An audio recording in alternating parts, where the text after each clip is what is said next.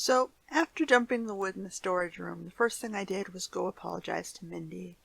Seemed to be the nice thing to do, and it was a good excuse to check out her room quickly without her being too suspicious. She was a little peeved, but seemed to calm down when I was willing to accept all the blame for the incident. I quickly glanced around the room as I bid her good night. It was pretty clear she had even less than I did here. At least I had a pack and a change of clothing. Mindy was very dependent on the kindness of the women. She had the clothing on her back. It was no wonder she was eager to please them. I went to bed, and the next day I went to go see Karen about what my chores were going to be. As I was rounding the corner to the kitchen, I heard her arguing with Alex. Alex was refusing to train me in outer temple duties. Apparently, she didn't like my attitude and thought I would be a burden on her. I decided to keep eavesdropping. Karen essentially told her to have patience, that everyone starts out on the island out of sorts. We just have to find our balance. She sounded a little bit like Farah there. Karen said that we were a sisterhood, that there should be no problems forming bonds with sisters of different backgrounds, that it's healthy in mind, body, and spirit to work together. Perhaps Alex needed to let her guard down and put aside her phone for a change.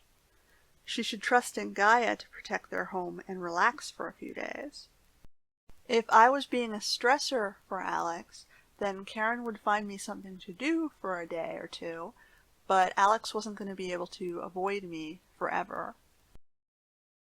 She wanted Alex to reflect and figure out why I was stressing her out so much. It couldn't be just because Rin was late for curfew and arrived on the island just like the rest of us did. Gaia brought us all here for a reason, we just had to figure out what that reason was. Alex was welcome to talk to either Farah or Karen about it when she was ready. Alex got frustrated and stormed off. I pretended that I was just rounding the corner as she passed me.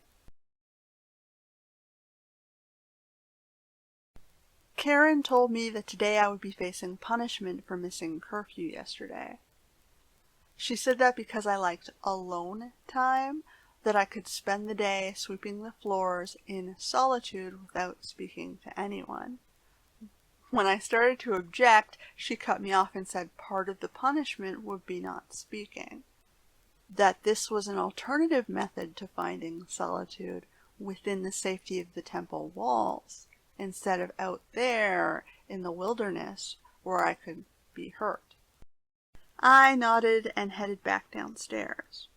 Actually, this kind of works for me. I could silently snoop on everybody, and people wouldn't be too suspicious of my lurking. Perhaps Gaia was on my side in this investigation. I decided to start out in the art studio where Farah was tutoring Mindy on the last of the craftsman chores. I was hoping to listen to them chat, knowing Mindy was a chatterbox. When Farah questioned my presence there, I told her what Karen's punishment for me was. I figured it was okay to speak, to tell the other women what was going on before I went silent. Farah laughed and said okay, that I could make myself busy by sweeping the sawdust and replacing the missing paints. Mindy was learning pottery today and was asking how to add more flair into the work. Farah was reminding her to start small, not to rush things, but Mindy said she had done some pottery work before and they didn't have the same tools, she just wanted to learn some new techniques. I'll admit, I was feeling a little lonely and jealous that, these two could share a bond with doing something they both knew how to do. I guess that was kind of part of the point of the punishment, to not desire the solitude as much and realize that there is value in working with others. I did as was asked, swept the floors and poked around the shelves and drawers, pretending to put things away, but I didn't see any personal belongings or anything suspicious in the art studio.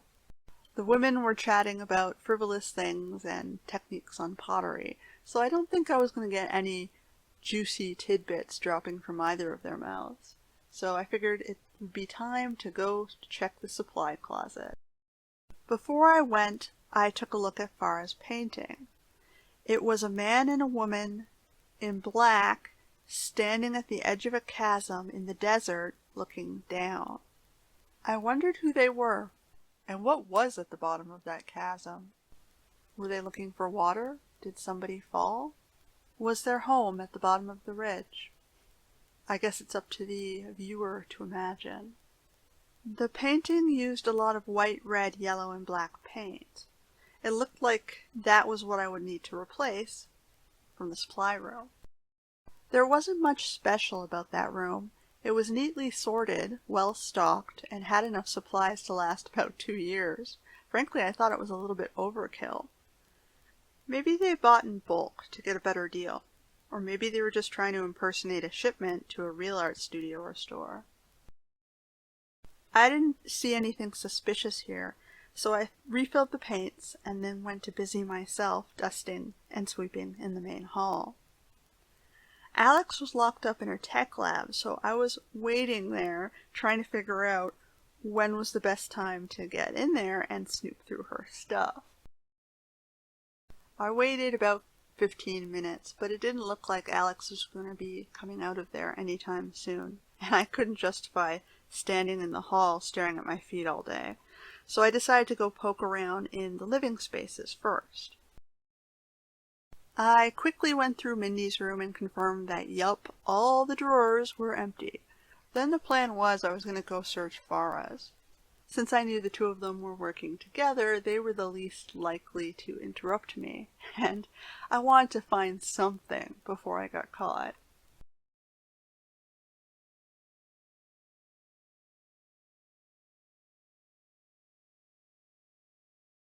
When I got to Farah's room, it looked about the same as it did a few days earlier.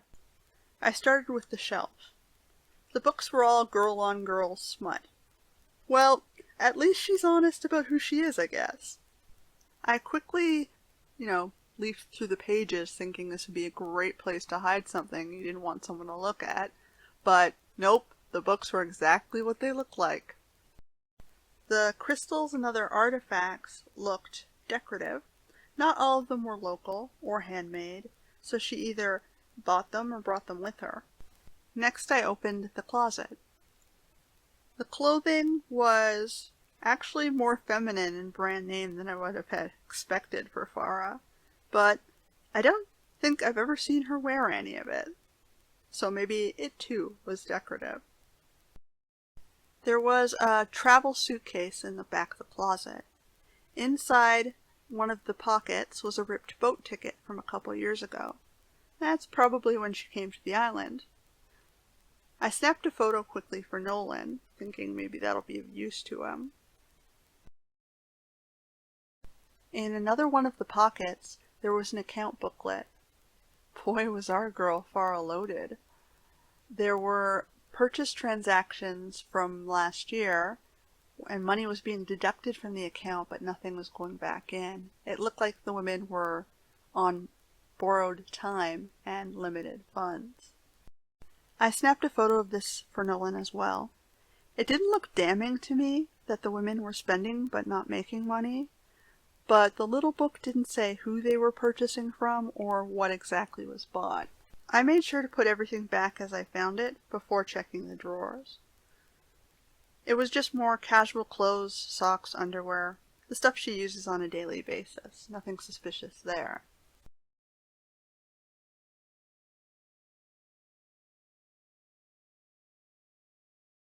There was nothing under the mattress or under the bed, nothing under the carpet or the chairs, so I figured it was time to move on. Next stop was Karen's room. In the left alcove, there was an interesting painting of a younger Karen playing piano being watched by a painting of an older man. Perhaps her father? I wonder if Karen wanted a painting of herself in her own room, or if Farah pulled a Titanic's Jack seduction of, hey, hon, let's paint ya. definitely looked like Farah's work. It was pretty clear that Farah was a lesbian, but I wasn't confident that Karen was anything other than virgin. I snapped a photo of it. She did look a little stiff in the painting, almost as if she was uncomfortable being stared at.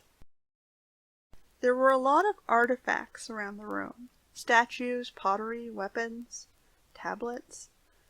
It looks like they might have been moved to Karen's room for study. She had a small tablet on the table with some notes about it and what looked to be a textbook, like she was attempting to translate or understand the worship that went on at the temple. Maybe she was trying to be a better priestess of Gaia. There was an old expedition trunk in the corner, and when I opened it, it looked like it was filled with man's clothes, a canteen, a pair of binoculars, and a shaving kit. It didn't seem to be hers.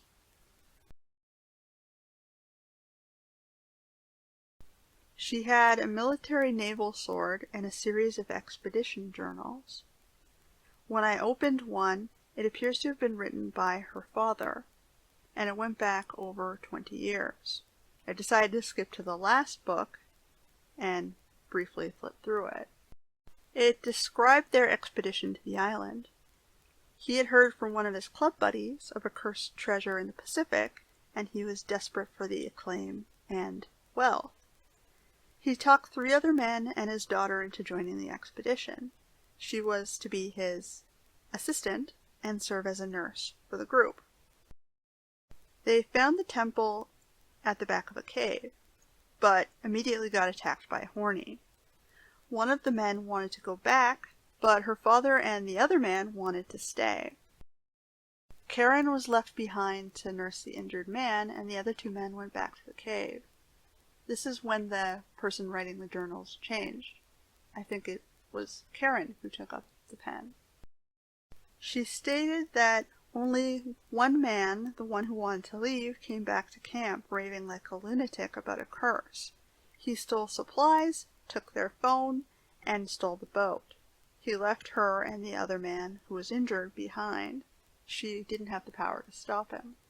She decided to go look for her father, and found him dead in front of the statue of Gaia, with not a scratch on him, just dead. There was no sign of the other man, but there were drag marks into the pool.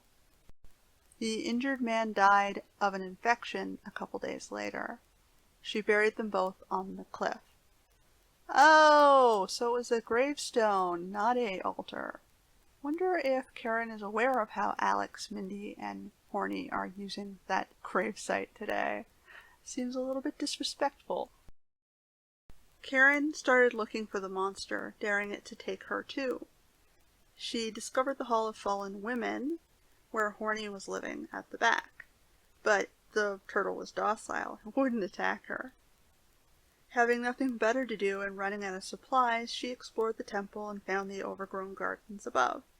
She lived off fruits and nuts of the trees there, and started to believe she was a prisoner of Gaia, trying to figure out what her purpose was and what she was going to do, if she should just give up and throw herself off the cliff. She thinks it was just her and Horny for about a couple years, when Farah showed up. Then she wasn't alone anymore. The 2 women together started to fix up the temple a bit, and Farah started to get her thinking more positively and making the best of it. She claimed Farah got dropped on the island one day by a crooked pirate trying to ransom her back to her family. The turtle apparently scared the man off when their bullets didn't pierce its shell or its skin, and it killed one of their men. Karen's belief was that Horny was a protector of women. She thinks it was because he lived in a hall of female statues. It treated other forms as if they did not belong on the island. There were no men carving statues or descriptions of them anywhere in the temple. Ooh, I hope Nolan doesn't meet him out there. I'd hate to think what he'd do to him. I flipped ahead for when Alex showed up. Apparently it was about 10 months after Farah did. She had her own motorboat and satellite phone. She claimed to be from one of the surrounding islands and offered to help the ladies back home. But Farah and Karen at this point had no other home. This was their home. Alex said she was hiding out from bad men trying to steal from her. She had tech that could hide and protect the island if that's what the girls wanted to do. Together, they modernized the temple and made it home. They started with the kitchen, and then brought in solar panels and a generator to add lighting to the temple below to reclaim those rooms. They moved the living area from the stables down below and put some animals up there to help produce more food. They used an already dug ventilation shaft to bring water up from the bottom floor to the gardens. The bottom floor was flooded, so they wanted to reduce the moisture down there to prevent slipping when they move in and out of the temple, as well as make it easier to water the gardens above. Once they had easier access to water, they expanded the gardens with vegetables and herbs. They added the art studio to repair and create their own furniture, clothing, and dishware. When fishermen or delivery men started getting suspicious about the island, looking to take land or resources, they created the Seedy Tavern and claimed a corporation owned the island under Karen's name. If that failed to deter them, there was always Horny. It sounds like there were some hints that Alex was not quite legit, but the girls just accepted and worked together. They made the best of it. It does not sound like Karen was aware of any smuggling or exporting events. All of her thoughts were of the temple, the island, the women, and Horny. It was a fascinating read, and I wanted to keep going through it, but I didn't want to get caught snooping. I quickly checked through Karen's closet and drawers, but I didn't find anything suspicious there.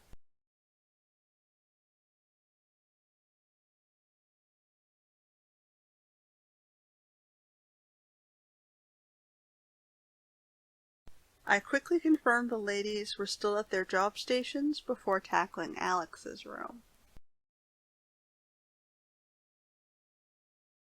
Her room was not like the other girls'. It had a different energy to it. The alcoves were simply painted black. One had pin-ups of technical schematics in them. I was no expert, but it looked like it might have been of the stolen tech Nolan wanted me to find, so I snapped some photos. The other alcove had newspaper clippings of business dealings and corruption allegations of highly placed businessmen across the globe. There were printouts of accounts and phone numbers and transactions taped up beside them. Wait, was this a hacker's target list or a blackmail wall? I took a few photos of this as well. Were the other girls aware of Alex's hobby here? She wasn't exactly trying to hide it. That was the only interesting thing I found in her room, though. Her closets had clothing, the shelves, a small radio and some music and audiobooks of various types. There was a small jewelry box of hairpins and a couple of fancy necklaces. Whether they were heirlooms, stolen, or purchased, I couldn't tell. Again, I couldn't find any secret hidden spaces, nothing under the mattress, nothing under the bed or the carpet. The drawers didn't hold anything suspicious either, just normal knickknacks and more clothing.